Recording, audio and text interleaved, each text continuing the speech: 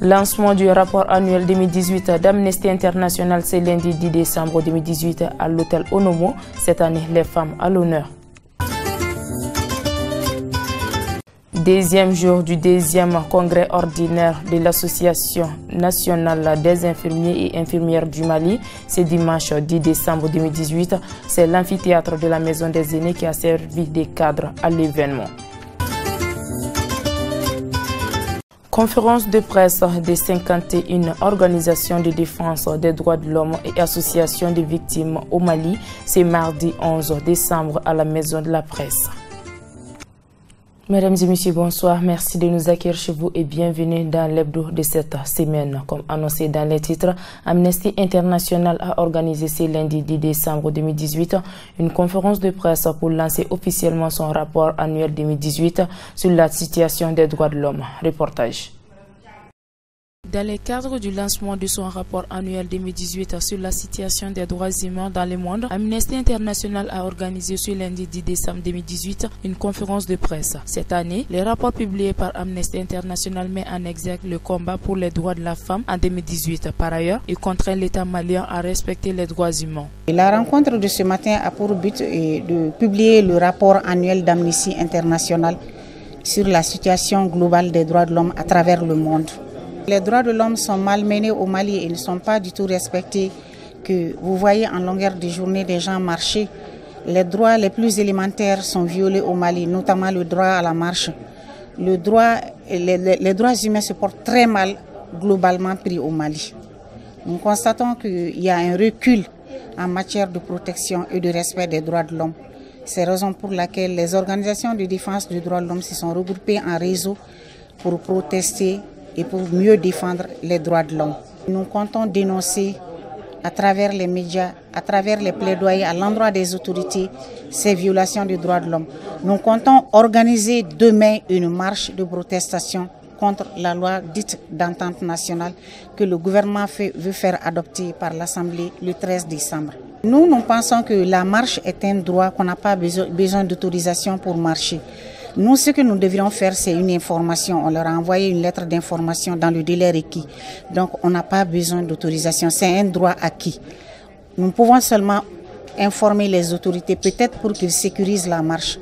Mais le droit de marcher, on n'a pas besoin d'autorisation pour ça. Amnesty International demande au gouvernement de prendre les mesures nécessaires pour protéger les droits de la femme.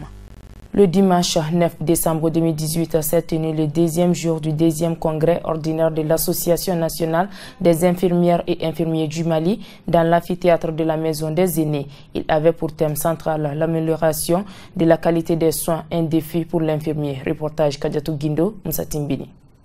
Pendant les 8 et les 9 décembre 2018, l'amphithéâtre de la Maison des Aînés a abrité le deuxième congrès ordinaire de l'Association nationale des infirmières et infirmiers du Mali. Ce congrès fut un moment de partage de connaissances selon les participants. Amidou Sidibé, assistant médical venu de Mopti pour prendre part à ce congrès, nous donne ses impressions. J'ai eu une très bonne impression, mais cependant il y a des côtés qui m'ont un peu désolé, puisque j'ai compris qu'encore jusqu'à présent, les infirmiers ne se sont pas bien intéressés à l'association. Parce que la participation devrait être aussi plus participative. C'était une édition qui devait être plus participative que ce qui a été vu par ma personne. Et certains se retirent pour dire qu'ils ne sont pas infirmiers. Et je trouve que tous ceux qui ne sont pas médecins et qui font un exercice de soins dans les structures de santé doivent se retrouver dans le cadre de l'infirmier. À savoir les laborantins, ils sont infirmiers parce que nous sommes formés dans les mêmes écoles. Et les infirmiers, qu'ils soient assistants ou non assistants, sont tous des infirmiers. Puisqu'ils ne sont pas médecins, donc forcément ils sont des infirmiers. Je suis là, j'ai présenté même un thème qui retrace un peu les actualités de la région de Mopti. Puisqu'actuellement nous savions qu'il y a une grande crise dans l'État malien. Donc les blessés que nous recevons, il fallait vraiment présenter ces cas de blessures qui arrivent chez nous. Donc j'ai partagé mes connaissances sur la prise en charge de ces blessés avec mes collègues. Ça, c'est une fierté que j'ai. Et j'ai acquis d'autres connaissances, par exemple des collègues qui ont présenté des infections nasaux en milieu de l'hôpital Luxembourg. il y a eu des présentations sur la qualité des soins, comment améliorer, comment prodiguer un bon soin. C'est des trucs de rappel, mais je les trouve très avantageux par rapport à ma personne. Puisque je suis dans les services d'imagerie et il se trouve que j'exerce peu les soins.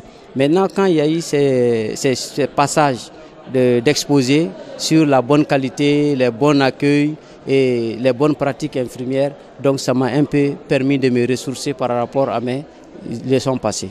J'appelle encore une fois de plus à tous ceux qui sont des personnels qui ne sont pas médecins et qui travaillent en milieu de santé, de s'intéresser à l'association et de faire tout leur possible pour que l'association puisse prendre de l'ampleur et arriver à un bon résultat par rapport aux travaux infirmiers. Maintenant, les infirmiers ne sont pas aussi des personnes qui doivent exécuter uniquement les soins.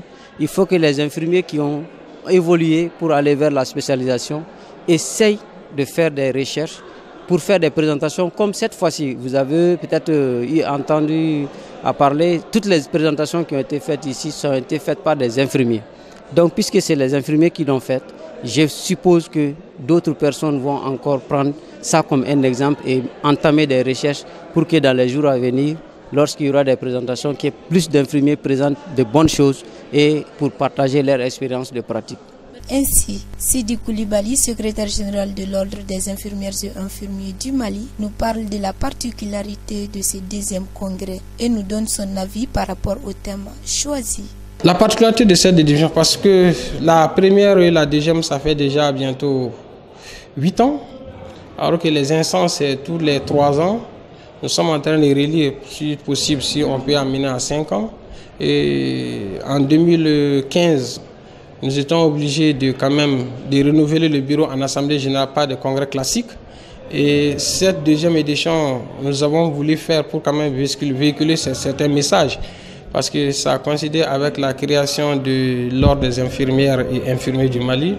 Et il fallait manifester ça. Nous ne sommes pas directement organisateurs, mais comme nous ont invités en tant qu'ordre, nous venons en appui et en tant qu'anciens de l'ANIM et qui maîtrisent un peu ces dossiers, nous sommes obligés quand même de léguer certains messages à nos cadets qui vont venir pour continuer la lutte.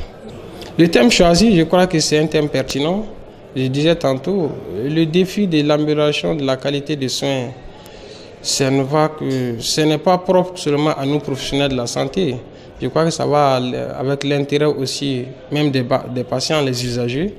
Parce que nous parlons de la qualité des soins, si le personnel est satisfait moralement, techniquement, si le patient ne suit pas, donc je crois que ça ne va pas. Donc si nous sommes l'amélioration de la qualité des soins, si ça va avec l'ensemble de ces acteurs, je crois que c'est comme ça que la satisfaction morale sera là.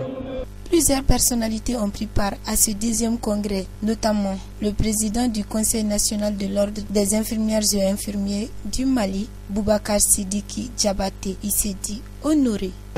Bon, vous savez, je ne cesserai jamais de le dire. Les infirmiers, nous sommes la cheville ouvrière de la pyramide sanitaire. C'est comme si vous voulez construire une maison. Une maison, la base même de la maison, c'est quoi? D'abord, c'est le soubassement. Nous sommes le soubassement de la santé. Nous, quand le malade vient pour la première fois dans une structure de santé, c'est l'infirmier qui reçoit d'abord le malade. Donc nous sommes à la porte d'entrée, au milieu et jusqu'en profondeur. Donc rien ne peut aller sans nous. Nous sommes vraiment... j'ai l'habitude de dire aux gens que les mots me manquent souvent de dire l'importance des infirmiers pour la prise en charge de tous les malades. Nous sommes tellement exposés que vraiment c'est un métier très noble. Nous devrons être fiers de ce que nous faisons. La particularité est bien sûr que après une dizaine ou bien une quinzaine d'années ou bien plus une vingtaine d'années de lutte pour avoir un ordre professionnel afin de réguler la profession, si cet ordre est arrivé, donc d'abord, il fallait penser d'abord à renouveler les instances parce que depuis 2010, on n'a pas eu à organiser un congrès pour renouveler les instances. Donc obligatoirement, on était contraint par le temps afin de pouvoir organiser maintenant un congrès. C'est au cours du congrès qu'il va y avoir renouvellement du bureau et la mise en place d'un nouveau bureau qui va continuer à gérer les infirmiers et infirmières du Mali. Bien sûr, C'est pas parce que l'ordre est créé que l'association doit mourir, non. Au contraire, l'ordre va travailler avec l'association parce que c'est une complémentarité. Certes, l'ordre est créé par loi et décret, alors que l'association est créée par récépissé, mais chacun joue sa part dans le jeu. J'ai un appel à lancer à tous les infirmiers du Mali, toutes catégories et toutes spécialités confondues. Ça fait beaucoup d'années que nous cherchons l'ordre. L'ordre est venu. C'est à nous maintenant de venir nous inscrire à l'ordre, dans la mesure où l'inscription à l'ordre est obligatoire parce qu'elle est créée par la loi. C'est la loi. Donc, si quelqu'un travaille, un infirmier ou une infirmière travaille sans être inscrit, ça veut dire que l'intéressé est en exercice illégal. Donc, il faut que les uns et les autres viennent s'inscrire. Les inscriptions ont commencé depuis 2018. Donc, vous devez venir. L'inscription, c'est une seule fois. Quand vous vous inscrivez, vous allez avoir votre numéro, tout ça, ça va vous suivre durant toute votre carrière. Après l'inscription, il y a ce qu'on appelle la cotisation. La cotisation, elle est annuelle. Donc quand vous payez la cotisation, ça veut dire que vous êtes à jour. Parce que tout ce que vous voulez faire, même si vous voulez chercher un visa maintenant, si vous n'êtes pas inscrit et que ça veut dire que vous n'êtes pas à jour de vos cotisations, il y a le certificat de bonne conduite qui est demandé par les ambassades. Et ça, c'est rempli par le président du conseil. Si vous n'êtes pas à jour, même si vous avez fait 5 ans sans payer, vous êtes obligé de payer ces 5 ans d'arrêt afin que nous puissions vous livrer le certificat de bonne conduite. Et ensuite, la carte professionnelle. Ça veut dire que même si tu vas aux États-Unis, quand on te dit que est-ce que tu es inscrit à l'ordre des infirmiers du Mali, si tu dis oui, mais ils vont te demander ta carte professionnelle. Donc la carte professionnelle aussi est une nécessité. Mais ce qui est primordial d'abord, il faut que tu t'inscris, sinon tu es en exercice illégal de la profession. Notons que ce congrès a vu la participation de tous les infirmières et infirmiers du Mali, des Cailles jusqu'à Ménaka. Ceci est un signe positif et encourageant qui marque une prise de conscience de ces professionnels qui représentent plus de 80% du personnel de santé et présent sur toute la pyramide sanitaire de notre pays. Vivement le 3e congrès. Le comité syndical de l'Assemblée nationale a tenu une conférence de presse ce lundi 10 décembre 2018 dans la salle de réunion de l'Assemblée nationale. Objectif, clarification de la situation injuste que le personnel de l'Assemblée nationale vit au quotidien. Propos recueillis, Angèle Koulibaly, Moussa Timbini. Le message de cette rencontre du bureau du comité syndical de l'Assemblée nationale avec la presse n'a point besoin de faire un discours classique. Non. Nous tenons à clarifier la situation injuste que le personnel de l'Assemblée nationale vit au quotidien. Par le truchement de la présente conférence, nous prenons en témoin le peuple du Mali et toute haute autorité, aussi bien de l'exécutif, du judiciaire et du législatif, auquel nous relevons pour dire que c'est un désastre en termes de spoliation des droits du personnel de l'Assemblée nationale qui en est la réalité. Nous avions adressé un cahier de nos doléances aux autorités parlementaires. Contre toute attente, nous n'avons jamais eu à ce jour un début d'exécution des points de revendication. Ce n'est que lors de l'une de nos rares rencontres avec le premier questeur de l'Assemblée nationale que ce dernier nous a promis de recenser les points revendicatifs les plus urgents afin qu'il puisse discuter avec le président de l'Assemblée nationale pour un dénouement heureux. Mesdames et messieurs les journalistes, ces points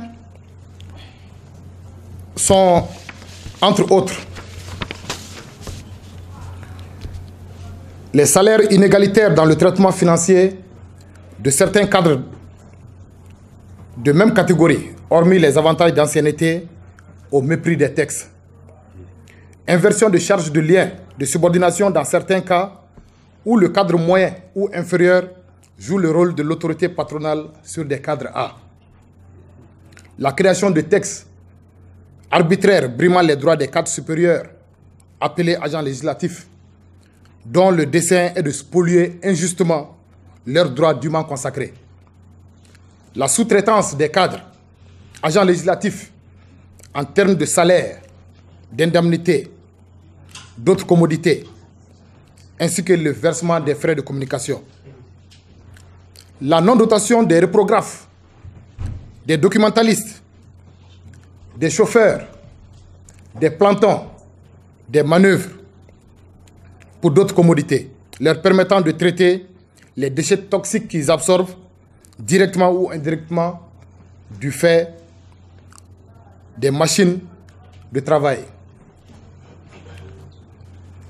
Le non-versement régulier du Fonds social du personnel, dont nous avons exigé versement avant la fin du mois de novembre. La non-dotation régulière de tous les compartiments du service en eau, café, Lipton, lait et autres commodités rentrant dans le cadre du fonctionnement harmonieux des services. La non-prise en charge de la formation du personnel conformément aux ressources budgétaires allouées à cet effet. Le non-enroulement de tout le personnel dans l'assurance maladie, nonobstant le caractère solidaire et humanitaire que révèle cette assurance dont l'objectif est d'aider les plus démunis. La liste n'est pas exhaustive, mais ces irrégularités et dysfonctionnements énumérés sont patents et regrettables. Cependant, il faut relever que nos revendications n'ont aucun mobile politique. Nous sommes un syndicat, nous nous inscrivons purement et simplement dans cette logique pour défendre les intérêts matériels et moraux des travailleurs. Il nous paraît impensable que l'Assemblée nationale, une grande institution comme telle, puisse développer autant d'injustices et d'illégalités en son sein. Nous lançons l'appel une fois de plus aux autorités parlementaires de mettre le personnel dans la plénitude de ses droits. Nos revendications ne constituent que des droits dont le personnel est spolié. Conformément à ce qui revient de droit aux travailleurs, si par extraordinaire, rien n'est fait quant à la réalisation de nos doléances, nous irons bel et bien en grève de 72 heures, les dates du 12, 13 et 14 décembre 2018, avec le soutien total de la section syndicale des institutions de la République. Suite à l'annulation de leur marche de ce mardi 11 décembre par le gouvernement malien, les 51 organisations de défense des droits de l'homme et associations des victimes au Mali ont organisé une conférence de presse. Reportage.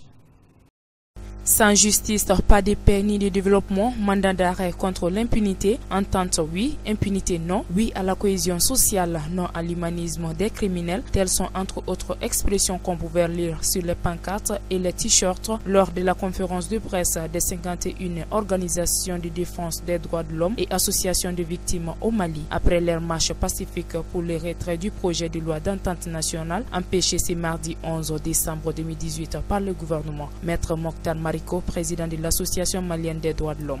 Nos organisations déclarent qu'en dépit de la délocalisation de leur marche dans un lieu qui ne souffre d'aucune interdiction à caractère illégal, elles ont fait l'objet de sérieuses mises en garde par la police. Nos organisations ont par souci d'éviter la violence et de préserver la sécurité des marcheurs et la presse décidé de reporter sine die la marche et d'organiser cette conférence de presse à la Maison de la Presse, Maison de la Liberté d'Expression, et pour partager cette information.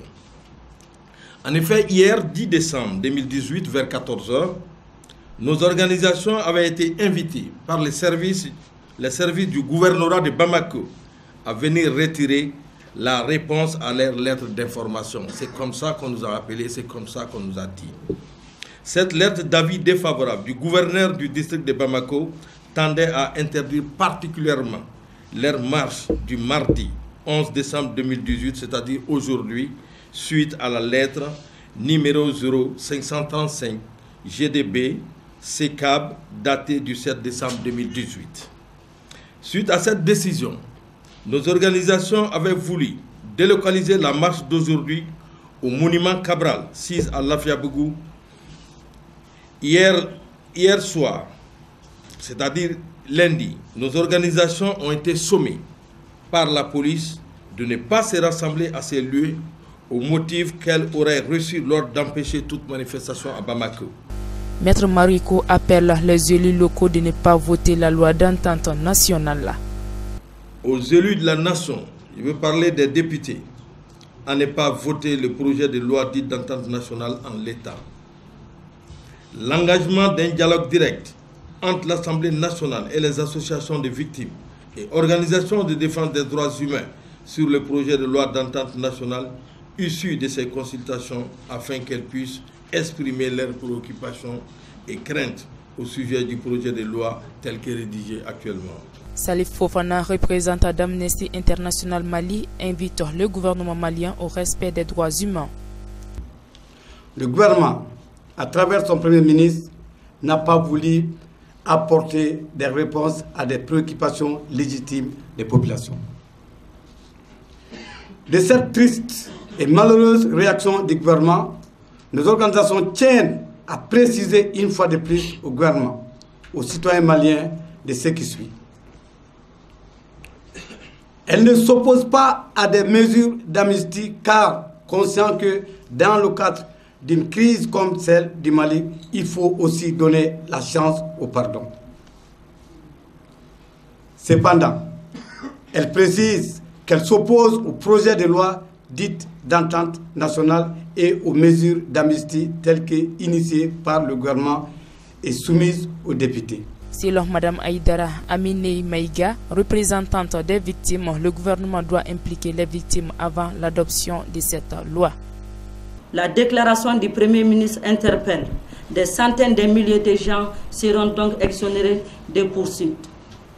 Comment les procureurs, ne disposant que 8 jours pour procéder à l'extinction de l'action publique, pourront-ils mener des enquêtes leur permettant de s'assurer que parmi eux, personne n'a commis les crimes graves qui ne peuvent être exonérés? Nous avons noté que le texte prévoit que les responsables des crimes de guerre, de crimes contre l'humanité et d'autres crimes imprescriptibles sont en principe exclus. Cette marche des 51 organisations de défense des droits de l'homme et associations de victimes au Mali intervient des jours avant le vote de la loi d'entente nationale par l'Assemblée nationale. Le mariage est une union sacrée entre un homme et une femme. Cette union permet, au-delà des mariés, d'unir et de consolider les familles. Mais de nos jours, il n'est pas rare de voir tant de divorces après tant de mariages. Afin de mieux connaître sur les causes du divorce, notre équipe de reportage s'est approchée à Magma Gabriel Konaté, un homme de culture. Il est au micro de Kadiatou Guindo et de Omar Traoré. Pourquoi tant de divorces après tant de mariages? Parce que tous les mariages, les temps de mariage qui se sont faits sur du faux, sur du mensonge. On ne se marie pas chez nous par amour. On se marie chez nous par obligation sociale. Chez nous, le mariage est une obligation sociale. On ne se marie pas par amour. C'est regrettable, mais c'est comme ça. Quand on le dit, les gens te diront non, non, non, ceci ou cela. Depuis qu'on a commencé à dire, bon, chacun est libre de choisir son conjoint ou sa conjointe. C'est vrai, c'est réel. Mais le mariage par amour, au-delà de ce mariage-là, il résiste au temps. Mais quand on ne se marie pas par amour, on se marie soit par intérêt, soit on se marie parce que la société l'exige.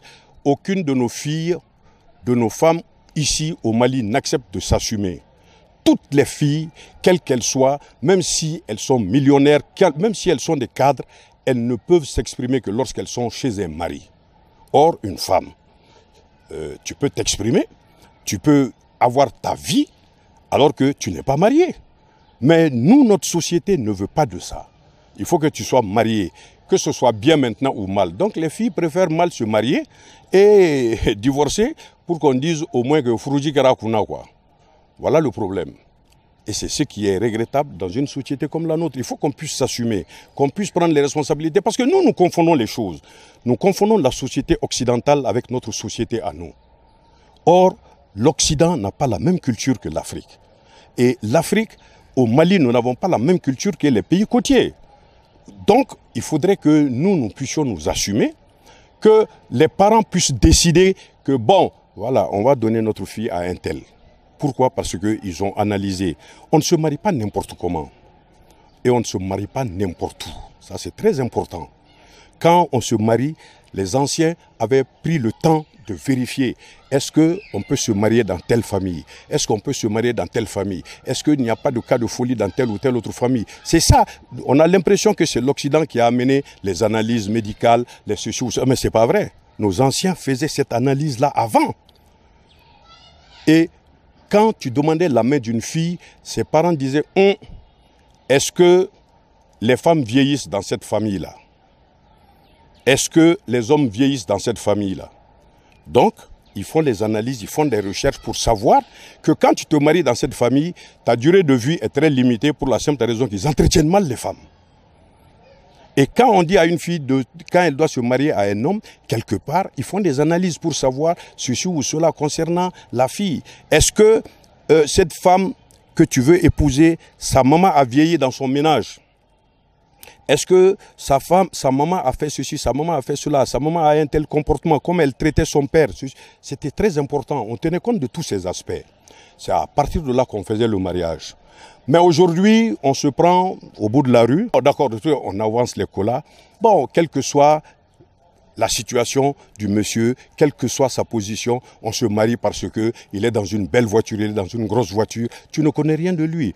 On se marie aujourd'hui, lundi, ou disons dimanche, mardi, et jeudi on va au tribunal. C'est comme ça, forcément, parce qu'il n'y a pas d'amour. Et l'avoir, comme on le dit chez nous, l'avoir a tout détruit. Les relations humaines ont été bafouées au pied par l'avoir. L'avoir, ça veut dire le soro. Celui qui a les moyens, c'est lui qui est le chef, c'est lui qui décide tout. Même s'il n'est pas correct. Pour qu'on puisse lutter contre ça, chacun doit se mettre en question. Se remettre en question, c'est quoi? C'est de savoir, est-ce que je donne ma fille à ce monsieur-là? Est-ce que ce monsieur-là peut supporter ma fille? Ce monsieur-là peut faire vivre ma fille? Il est de quelle famille? Quel que soit son avoir. C'est-à-dire qu'il faut que l'on revienne à nos fondamentaux. Il faut qu'on revienne aux considérations qui ont établi la vie de couple chez nous. Comme on l'a dit, le mariage ne se fait pas au hasard. Et aujourd'hui, dans la grande ville, on se marie au hasard. C'est terminé. Sinon, il n'y a pas d'autre conseil. Chacun n'a qu'à se remettre en cause, se remettre en question pour trouver la solution. Les travailleurs du CHU Gabriel Touré ont organisé un sitting dans l'enceinte du dit hôpital ce mercredi 12 décembre 2018. Jimé Kanté, porte-parole du syndicat national de la santé, de l'action sociale et de la promotion de la famille, a accordé un entretien à notre équipe de reportage. Il est au micro d'Angèle Koulibaly et de Roger Kanoudi. Ce sitting, c'était pour dire notre ras-le-bol. Aujourd'hui, Gabriel Touré est agonissant. Gabriel Touré va mal et même très mal. Ce qui n'est pas faisable à Gabriel Touré est faisable dans des petits CESCOM, dans des PMI, dans les centres de référence et dans des petites cliniques. C'est lamentable. La destination Gabriel Touré n'est pas très à conseiller. Et la mauvaise gouvernance a atteint un niveau vraiment inquiétant. Un niveau très inquiétant. Lorsque vous choisissez de venir à Gabriel Touré, déjà, vous vous posez trop de questions et cela n'est pas normal. Qui faut-il aller voir? Ça veut dire de l'entrée jusqu'au bureau du médecin, c'est vraiment le véritable calvaire. Et cela est dû justement à une gouvernance hospitalière qui n'a pas pris la juste mesure des choses. Donc aujourd'hui, nous sommes sortis parce que nous avions, il y a plus d'un mois, adressé une correspondance au directeur de l'hôpital Gabriel Touré pour signaler un certain nombre de dysfonctionnements. Parmi ces dysfonctionnements, il y a le problème du laboratoire. Aujourd'hui, le laboratoire de l'hôpital Gabriel Touré ne peut faire que 2 examens, c'est-à-dire la goutte épaisse pour savoir si quelqu'un fait le palu et aussi le groupage pour connaître le groupe sanguin. À part ces 2 examens, aucune autre analyse n'est faisable au laboratoire de l'hôpital Gabriel Touré. Il faut rappeler que l'hôpital Gabriel Touré est le plus grand hôpital du Mali en termes de fréquentation. Donc logiquement, ce qui n'est pas faisable à Gabriel Touré ne devrait être fait nulle part ailleurs au Mali. Il y a cet aspect. Il y a l'autre aspect qui concerne l'imagerie médicale. Vous venez aujourd'hui avec une douleur abdominale à Gabriel Touré, vous allez continuer à souffrir malheureusement parce que la simple échographie abdominale ou la simple échographie pelvienne n'est pas faisable dans le CHU le plus fréquenté du Mali, ce qui est inadmissible. À côté de cela, il y a aussi le non-respect d'un certain nombre d'engagements pris par l'administration hospitalière vis-à-vis du personnel. Mais surtout, la goutte d'eau qui a fait déborder le vase, c'est le mépris de la direction vis-à-vis du personnel. Lorsque les travailleurs courent derrière une administration pour demander de venir discuter des problèmes de l'hôpital, je pense que ça c'est une perche à saisir. Mais que nous n'ayons aucune suite, malgré toutes nos sollicitations, cela nous oblige vraiment à revendiquer autrement. Et donc c'est pourquoi nous avons décidé, à l'issue d'une assemblée générale qui s'est tenue ici le jeudi 29 novembre, d'observer 2 heures de sitting, aujourd'hui lundi et demain mardi, si nous n'avons pas de suite favorable. Et dans le cas échéant, on va être obligé d'entreprendre d'autres actions plus radicales. Le mot de la fin, c'est vraiment inviter les autorités à s'occuper de l'hôpital Gabriel Touré. Nous savons tous que ceux qui ont un peu de moyens ne viennent pas ici. Donc c'est un hôpital pour pauvres, pour vous journalistes, pour les marchands, les commerçants détaillants, les cireurs, les coiffeurs. Et ceux qui sont aujourd'hui aux commandes du pays vont se faire soigner dans le privé, soit loin du pays. Donc on pense au bas peuple, le peuple qui souffre, le peuple, le petit cultivateur, l'éleveur, le pêcheur, pour équiper l'hôpital Gabriel Touré du strict minimum. Nous ne demandons que le strict minimum. Et ce n'est vraiment pas de gaieté de cœur que le médecin puisse déposer la lame de Busrui ou déposer les gants pour venir s'asseoir au soleil et revendiquer que des meilleures conditions de soins pour les patients. Faites un tour dans les salles d'hospitalisation. Les cafards, les rats, les insectes de tout genre, les moustiques sont devenus des voisins des malades. Vous venez aujourd'hui à Gabriel Touré avec une petite palue, vous vous en sortez avec une pathologie beaucoup plus grave. Vous êtes accompagnant de malades, vous accompagnez un parent à l'hôpital Gabriel Touré, vous pouvez partir avec une infection. Et là, c'est vraiment inadmissible. Il faut que ça prenne fin. Il faut que l'administration de l'hôpital accepte de rencontrer les travailleurs, les écouter et surtout prendre en compte leurs préoccupations. L'organisation américaine de défense des droits de l'homme Human Rights Watch pointe à nouveau du doigt les autorités maliennes par rapport à un dossier publié le 7 décembre pour le non-respect des droits humains au Mali. Et cela intervient après l'accusation de la Fédération internationale des droits humains, FIDH, où les entraves au processus de paix et de réconciliation se multiplient. C'est dans ce cadre que notre équipe de reportage a approché Maître Mokhtar Mariko, président de l'Association malienne des droits de l'homme, pour en savoir davantage sur les tenants et les aboutissants de cette sanction. Cette sanction, à mon avis, est un peu précoce. Un peu précoce compte tenu du fait que la communauté internationale elle-même est en train de former nos forces de sécurité. Il y a quelques éléments qui ont été formés, mais il y a beaucoup qui restent à former. Moi, je crois qu'il faut attendre d'abord que l'armée malienne ait acquis, s'approprie de toutes ces techniques, c'est-à-dire des lignes rouges qui ont été définies dans ces différentes formations pour ensuite essayer de sévir contre le Mali. Par contre, en ce qui concerne la mise en œuvre de l'accord d'Alger, il faut que la communauté internationale soit prévoyante. La faute, je ne dis pas que la partie malienne n'est pas en retard dans la mise en œuvre de cet accord, mais la vraie faute, c'est de l'autre côté. Il s'agit des groupes armés qui souvent changent de chemise et regardent souvent la direction du vent. Et tantôt, ils sont avec les djihadistes, l'administration a fait le constat amer, et Barkhane a fait l'amer constat, et tout le monde a fait le constat. C'est-à-dire, si vous avez des groupes qui jouent un double jeu, donc ça va être difficile pour mettre vraiment cet accord en exécution.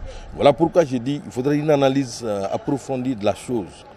Je ne dis pas encore une fois que le Mali n'a pas sa responsabilité là-dedans, mais la lourde responsabilité incombe aux groupes armés qui ont intégré la République en signant l'accord d'Alger, mais qui font tout pour que cet accord ne soit pas mis en œuvre. Suite à la rencontre de ce mardi 11 décembre 2018 avec la commission de réconciliation, le comité syndical de l'Assemblée nationale a levé son mot d'ordre de grève qui devait commencer ce mercredi matin.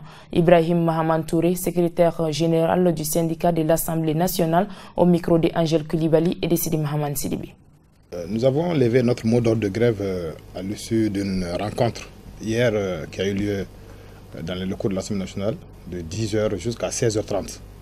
Donc, à la suite de ces travaux, le comité syndical de l'Assemblée nationale a donc eu satisfaction à 90% des points de revendication. Donc voilà pourquoi nous avons consigné dans un protocole d'accord entre d'une part le bureau du comité syndical de l'Assemblée nationale et d'autre part le bureau de l'Assemblée nationale. Je pense que nous devons nous faire confiance.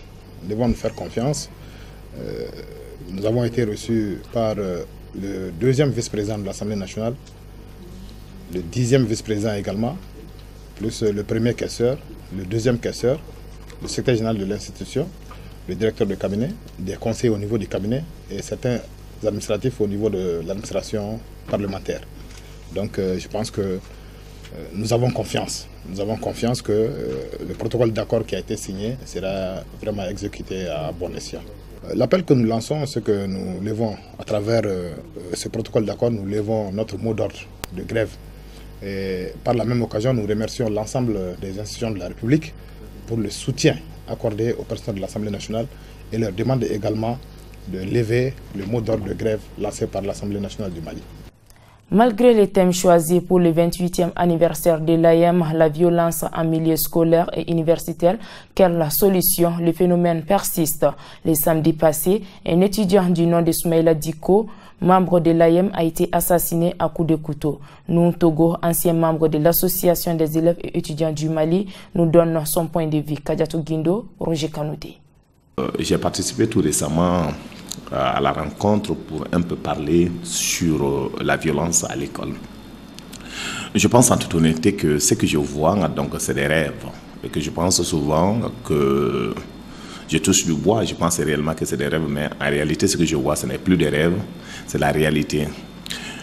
Dans ces derniers temps, la mort est banalisée à l'école. Nous avons enregistré plus de 4 ou 5 morts dans ces dernières années. Ce qui m'a surtout beaucoup choqué, c'est la mort d'un jeune où nous avons suivi en live. L'enfant, après avoir été tiré, disait ceci. C'est comme ça que je vais mourir. Et finalement, le jeune ça s'est fait l'an passé et il est mort.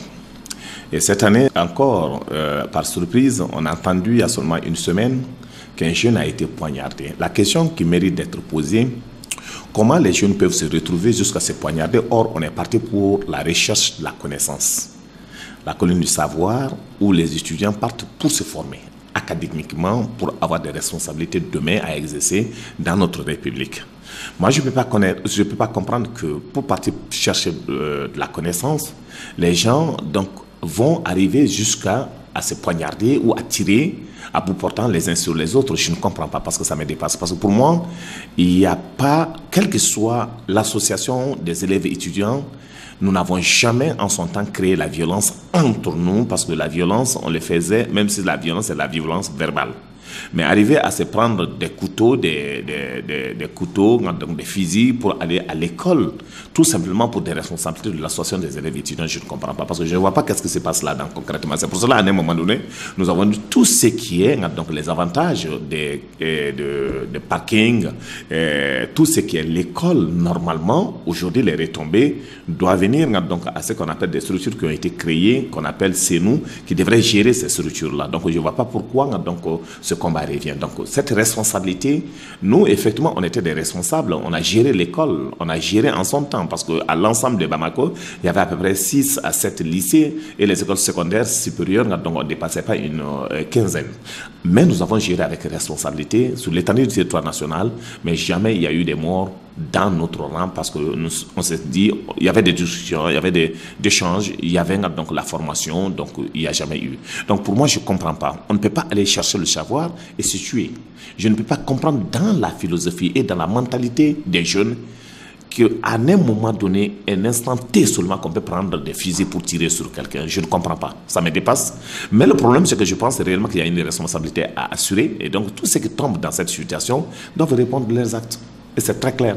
Mais si un gouvernement est faible et que si la responsabilité, on ne veut pas assumer, donc on arrive à continuer. Sinon, s'il y a eu des tueries de ce genre, depuis la première ou la deuxième fois, et si ces gens-là passent en prison et qu'on arrive à les condamner Donc si la justice ne tremble pas devant ces jeunes-là et que l'État doit s'assumer, notre force doit être à la loi, là où on est arrivé, on ne sera pas là.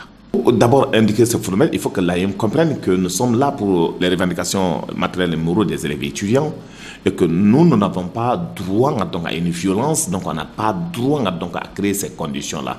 Mais vous savez, c'est pour cela qu'on se bat tous les jours, nous, en tant qu'anciens de l'AEM.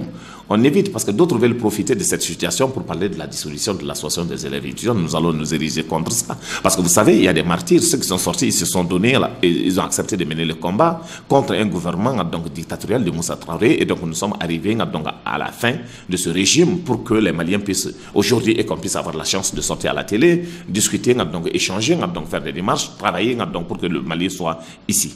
Alors donc, ce combat-là, ceux qui se sont battus pour le faire, ils sont couchés au carré des martyrs. Et donc, nous n'allons pas accepter que les gens profitent, compte tenu de leur comportement, de créer des situations inacceptables pour conduire directement l'AEM vers la dissolution.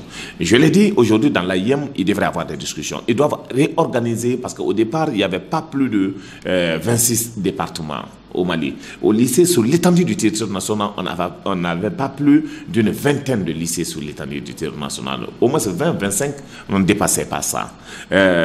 Alors, donc, aujourd'hui, il y a eu beaucoup d'écoles, beaucoup de lycées, beaucoup d'enseignements secondaires, beaucoup d'enseignements supérieurs, beaucoup d'universités.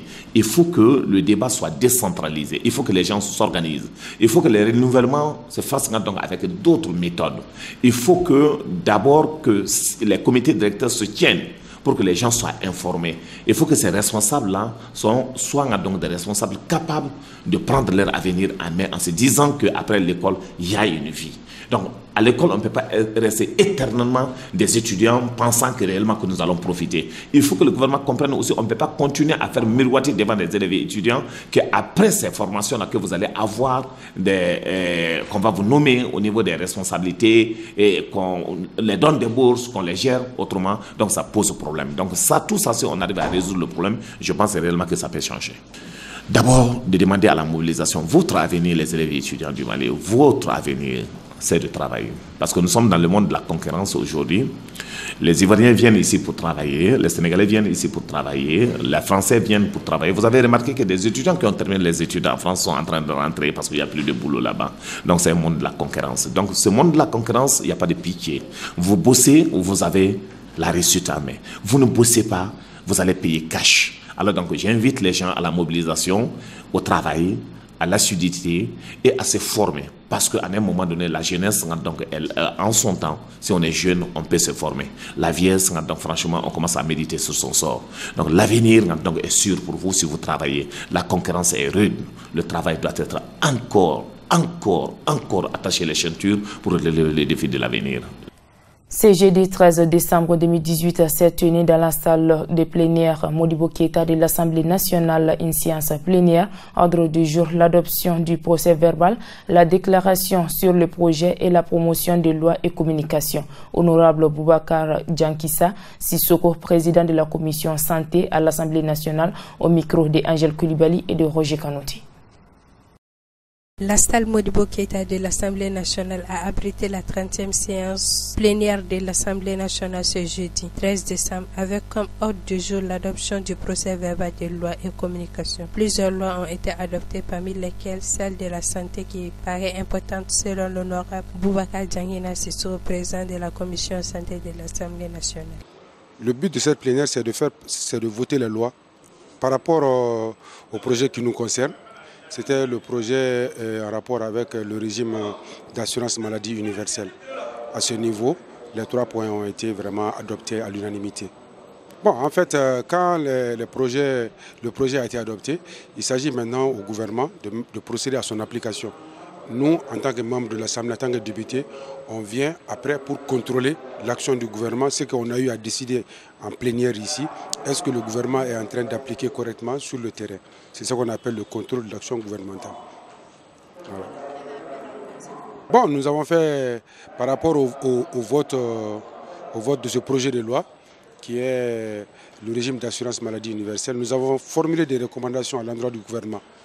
Des recommandations pour que ce régime-là puisse réussir.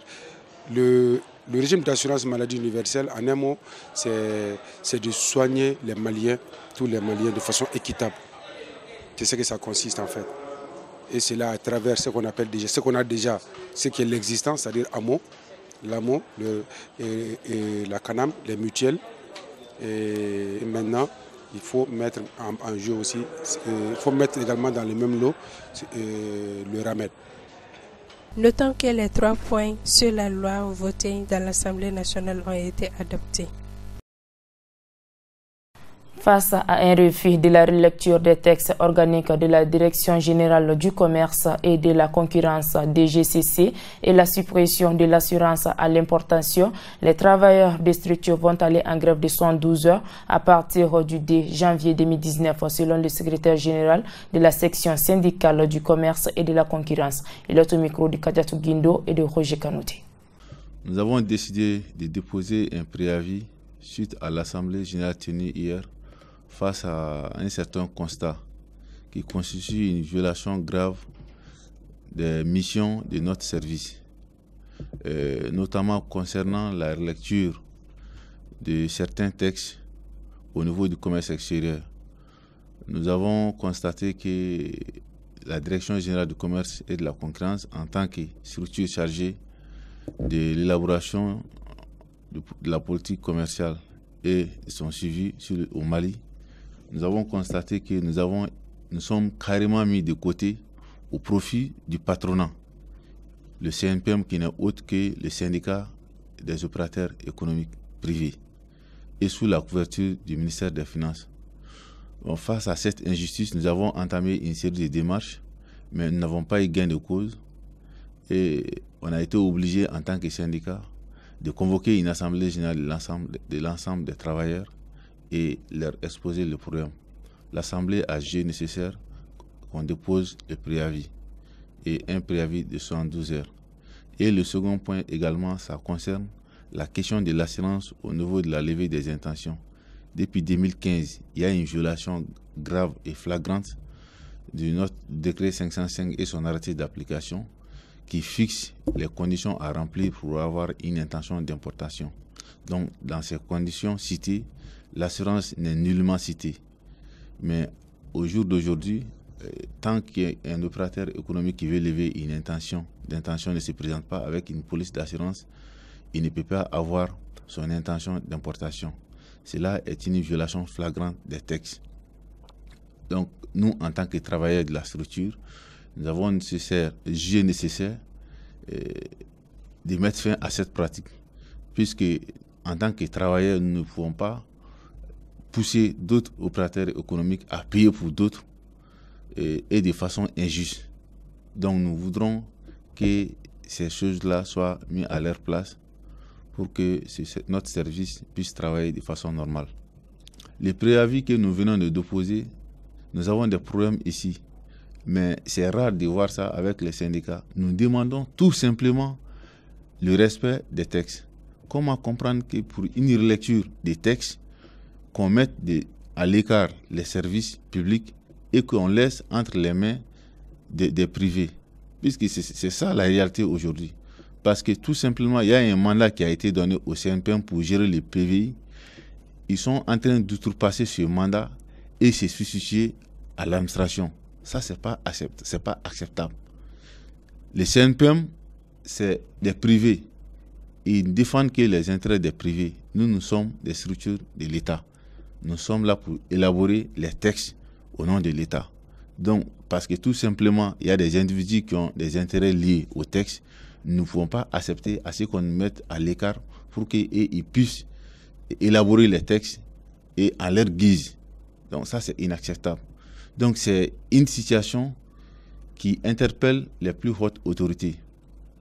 Et je lance aussi un appel. Aujourd'hui, tout le monde crie que le Mali est en manque de recettes, que l'État n'arrive plus à mobiliser. Mais dans certains pays, tels que le Burkina, en Côte d'Ivoire et autres, l'État peut faire des recettes à partir des intentions. Au lieu de laisser ça entre les mains des privés, pourquoi ne pas prendre des dispositions pour que l'État puisse engager des recettes à partir des intentions? Et quand on regarde les statistiques des dernières années, sans risque de se tromper, on peut se dire que l'État malien peut faire une recette au minimum de 30 milliards sur les intentions d'importation. Mais on ne fait pas cela. On nous laisse à la merci des opérateurs privés qui sont en train de faire tout sauf l'intérêt des Maliens. Ils sont en train de faire le bon vouloir et dans l'intérêt de leur entreprise. Donc vraiment, nous ne sommes pas là pour travailler pour des privés. Nous sommes là pour travailler pour le peuple malien. Donc nous ne pouvons pas continuer à travailler dans cette injustice. Donc il s'agit aujourd'hui d'interpeller les plus hautes autorités qu'on mette fin à cette pratique au niveau de la Direction générale du commerce et de la concurrence. Les religieux et les familles fondatrices de Bamako ont rendu visite ce vendredi 14 décembre 2018 au chef de file de l'opposition afin de lui faire part du message du président de la République, son Excellence Ibrahim Boubacar Keïta. C'était au quartier général de l'opposition. Afin de trouver une solution à la situation politique actuelle du pays, les chefs traditionnels Niaré et les religieux ont effectué une visite au cabinet du chef de file de l'opposition, Jean Zerbo, cardinal. Cette première rencontre, on a parlé de... Le président avait manifesté qu'il avait la main tendue, en tout cas l'opposition, pour qu'ils puissent se rencontrer. Et nous souhaitons, nous avons fait notre démarche pour lui demander que cette main tendue puisse permettre d'inviter son frère à se rencontrer. Dans ses réactions, il nous a demandé, alors il nous a mis sur une piste que nous sommes venus proposer à l'opposition, et elle va réfléchir sur cette piste. Et ça nous permettra en tout cas, moi je l'espère beaucoup, de sortir de cette situation, en tout cas qui fait souffrir tant le Mali que des frères qui, dans le temps, ont travaillé ensemble pour diriger ce pays. Aujourd'hui, on arrive à ce genre de rupture, nous, ça nous fait de la peine. Nous intervenons, ce que nous avons entendu de part et d'autre nous montre que nous avons encore du chemin à parcourir. Donc nous aurons l'occasion de, quand nous aurons parcouru ce chemin, après les différentes rencontres que nous allons faire, je pense qu'on pourra dire quelque chose de très beau, que tout le monde attend, c'est-à-dire la fin de cette crise et la paix et la réconciliation au Mali. L'opposition malienne s'est dit toujours ouverte au dialogue. Merci le chef traditionnel Niaré et les religieux pour leur démarche et pour leur engagement pour trouver une solution à la crise que nous vivons depuis quelques mois. Ils ont vu M. Keïta, qui, à mon avis, n'est pas encore prêt pour une discussion franche sur la situation. Il préfère laisser son Premier ministre discuter avec nous. Certains d'entre nous ont déjà discuté avec le Premier ministre. Sa réponse a été une réponse sécuritaire. Il est devenu un liberticide. Et je crois que quelque part c'est difficile, ça le disqualifie pour cela. Mais nous allons ensemble évaluer la situation et donner une réponse qui sied à la crise que nous connaissons aujourd'hui. Nous avons toujours été demandeurs de dialogue, mais d'un dialogue vrai, d'un dialogue sincère. Notons que les chefs traditionnels Niaré et les religieux ont été chargés auprès d'Ibeka après les membres de l'opposition pour faire avancer la situation dans laquelle nous sommes.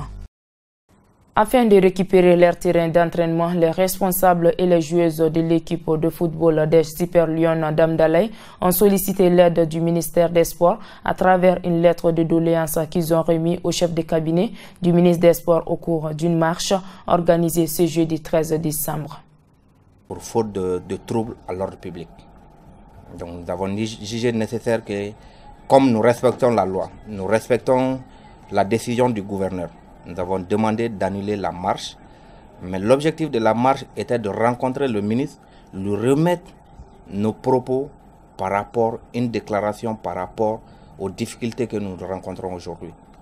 C'est pourquoi nous avons tenu de choisir une délégation composée des joueuses, des présidents, de responsables des supporters, des autres clubs qui nous soutiennent, plus moi, ma modeste personne, le secrétaire général, pour vous remettre la déclaration.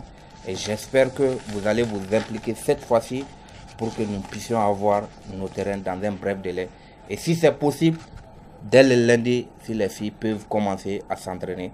Et surtout, ce qui urge aujourd'hui, c'est le retrait des forces de l'ordre de notre terrain. Parce que nos supporters commencent à être impatients de les voir sur notre terrain. Nous pouvons maîtriser nos joueuses, mais nous ne pouvons pas maîtriser nos supporters.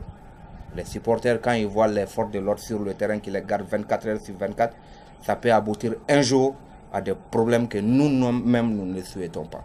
Donc nous demandons l'implication directe de votre département. Acceptez que je vous rectifie sur 2 points. Vous avez dit que vous espérez que cette fois-ci, au moins, nous allons nous impliquer. Je ne pense pas que le problème doive se poser de cette façon. Vous avez dit que vous nous avez adressé une correspondance avec des pièces soutenant cette correspondance et que nous ne vous avons pas répondu. Ça aussi, je pense qu'il faut mettre les choses dans leur contexte. Nous n'avons pas la solution. Si nous avions la solution à notre seul niveau, je crois que le problème serait déjà résolu. Vous avez envoyé un papier. Vous avez envoyé des contenus. Un ministre doit s'informer. Il doit s'informer.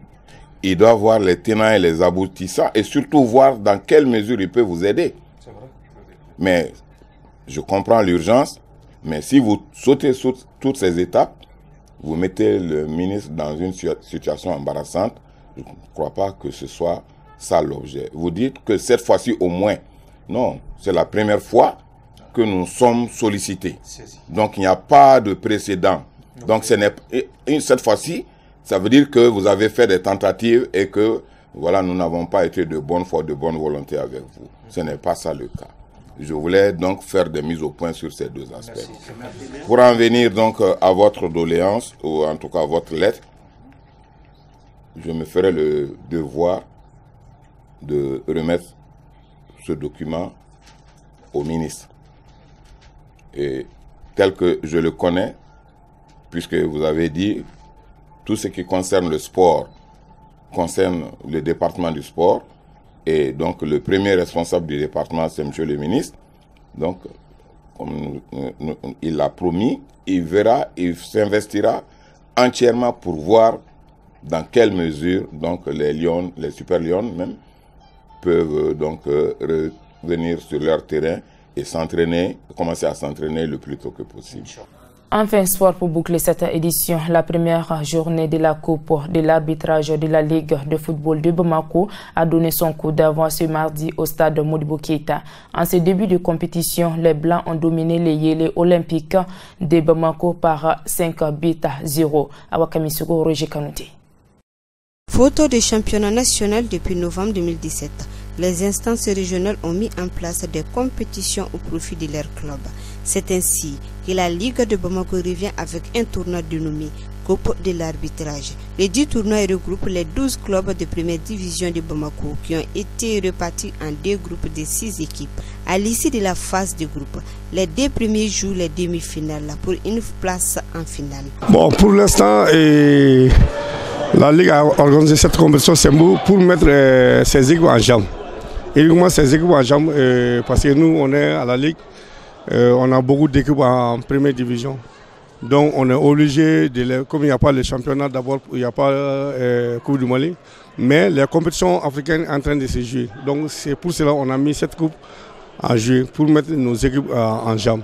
Bon, concernant la participation de toutes les équipes, bon, pour l'instant, on a reçu un courrier de la part des équipes. Le SOB et le CSK. Bon, comme quoi qui dit qu'il ne joue pas. Mais pour les autres équipes, je ne peux rien dire parce que je n'ai pas vu de courrier pour ça. On a envoyé des correspondants.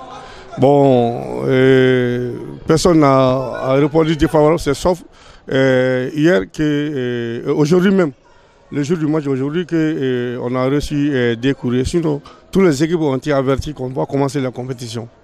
Oui, le programme sera changé parce que le tournoi va continuer. Le programme sera changé forcément. S'il y a eu défection, le programme sera changé.